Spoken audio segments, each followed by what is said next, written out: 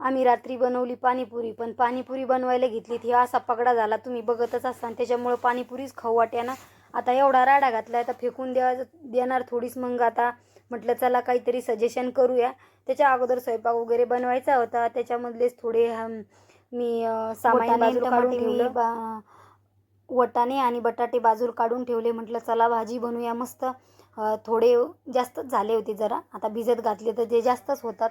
मग मसाला भाजून घेतला पटकन, ते मिक्सरला बारीक करून घेतला आणि स्वच्छ धुवून घेतले. बटाटे कट करून घेतले मस्त, वरची साल आणि मसाले जे असन ते टाकले.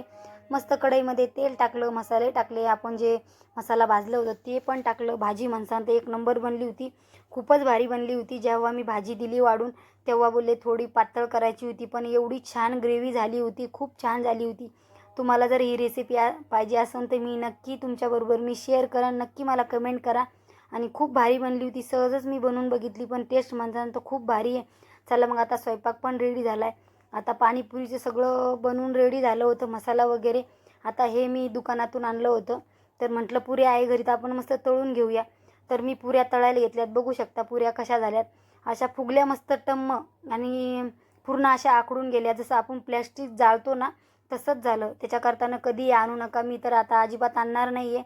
आणि मला पाणीपुरी पण खायची इच्छा होत नव्हती. म्हटलं ही पुरी घरी तळीत अशी असन आणि जी मार्केटमधली पुरी ती पण तशीच असन.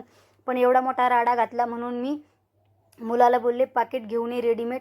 मग ते पाकिट आणलं आणि नंतर ती खाल्ली सगळी पाणीपुरी. म्हटलं आता पाणीपुरी सगळ्यांनाच आवडते, पण असं काही झालं आमचं आज पाणीपुरी बरोबर